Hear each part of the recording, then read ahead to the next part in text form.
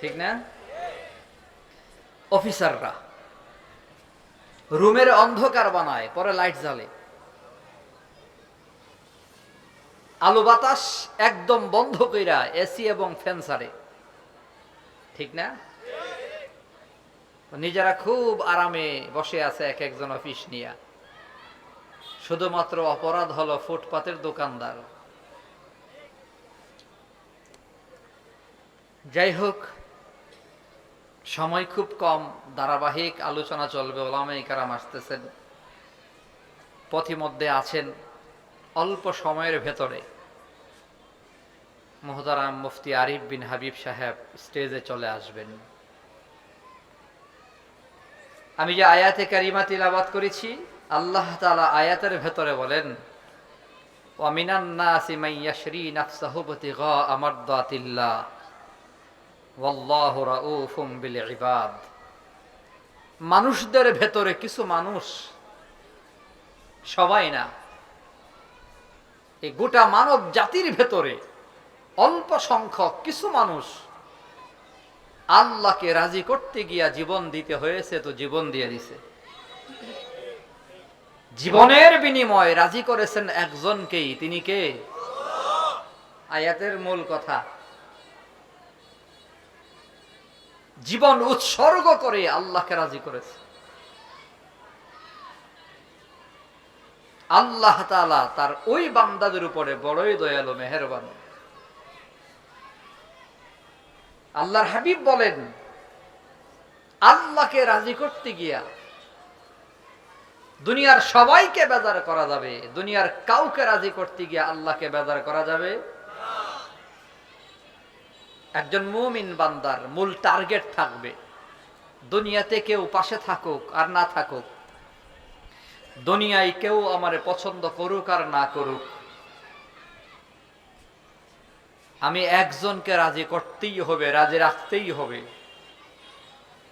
জীবনের প্রত্যেকটা সময়ে, প্রতিটা ক্ষণে, 24 ঘন্টার পার সেকেন্ড, পার ক্ষণ, প্রতি ক্ষণে একটা ক্ষণ, একটা সেকেন্ড যাকে বেজার করা যাবে না, তিনি কে?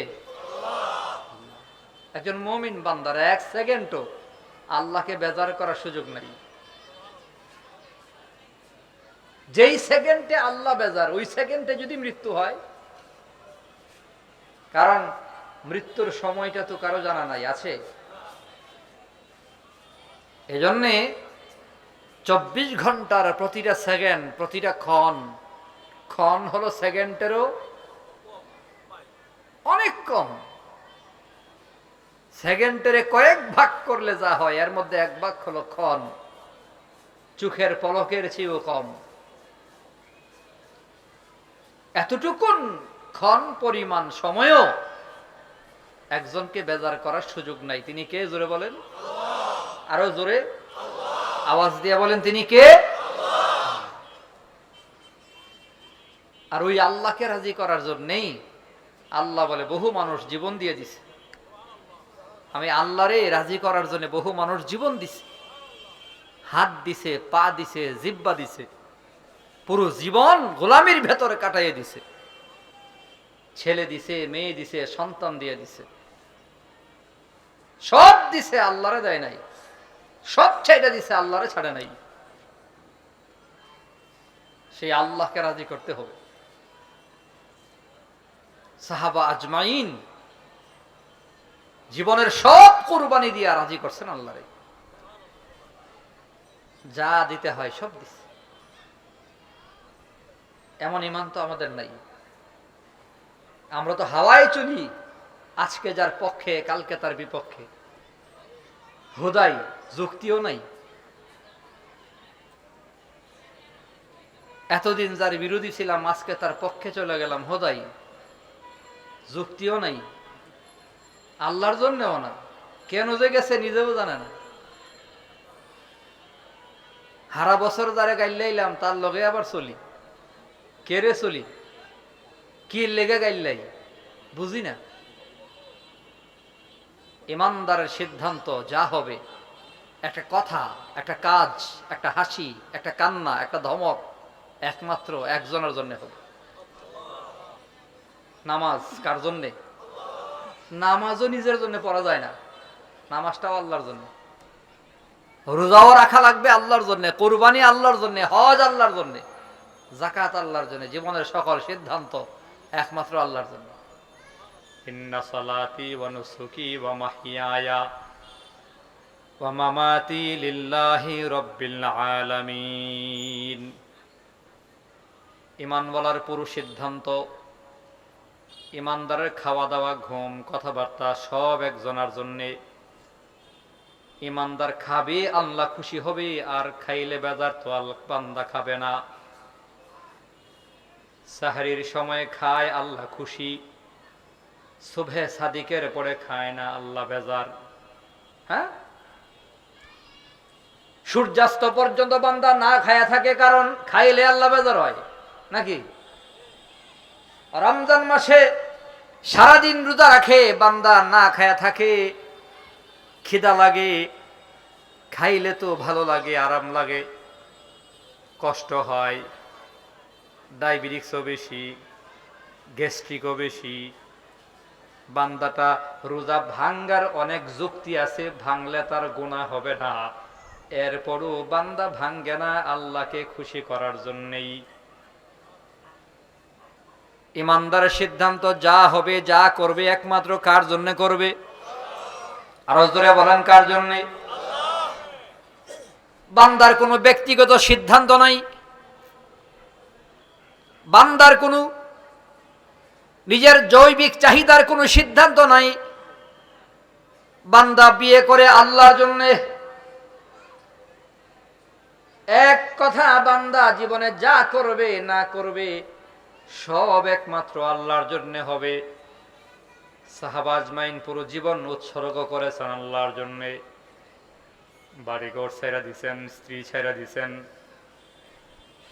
সারা জীবনের জন্ম কর্ম জীবন যাপন যেখানে, সে মক্কা ছেড়ে নবী সহ চলে গেছেন মদিনায়।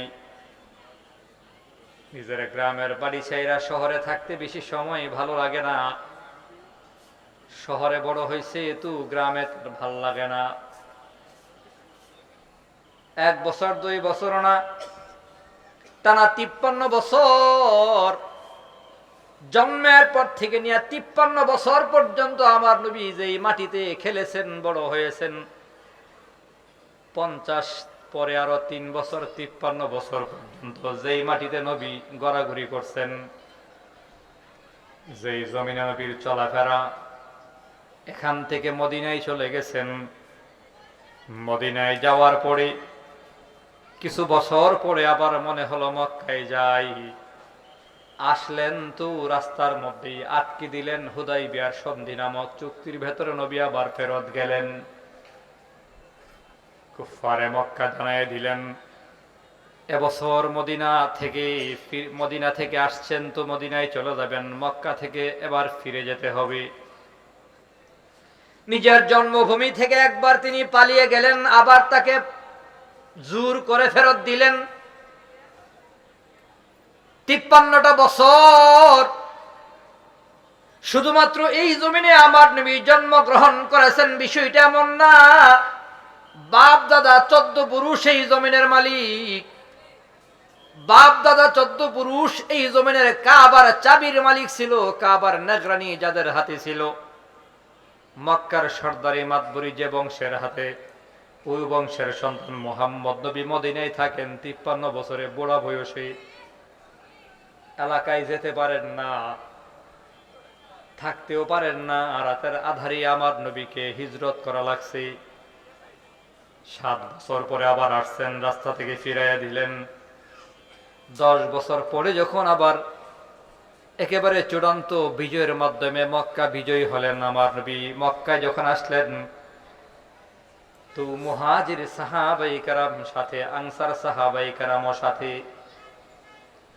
আমার নবী এখানেই থাকতে লাগলেন কয়েকদিন।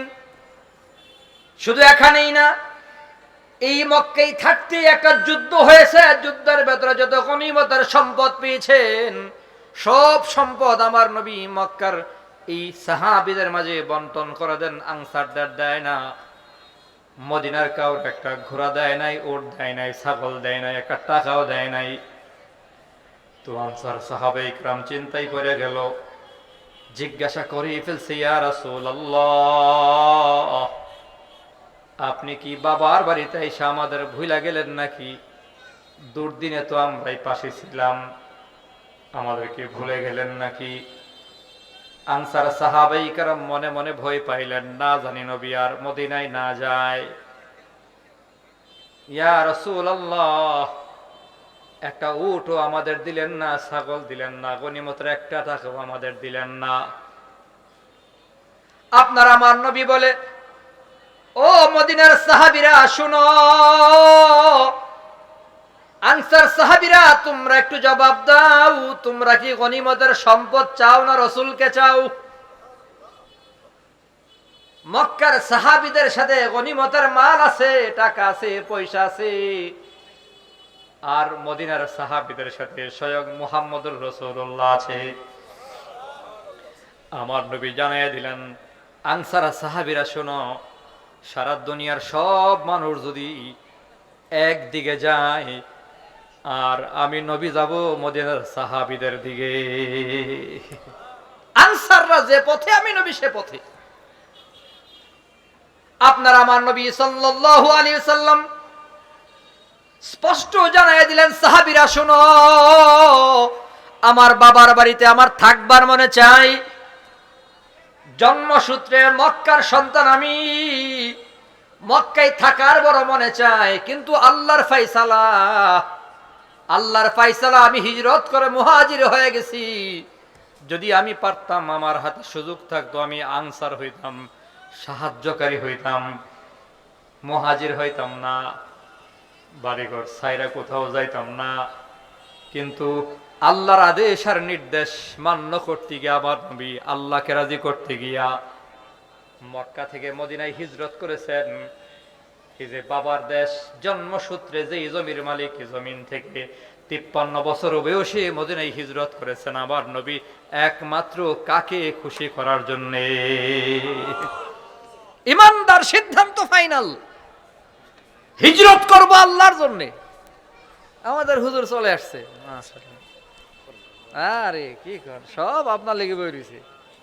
নারে তাকবীর, মুফতি আরিফ বিন হাবিব সাহেবের আগমন।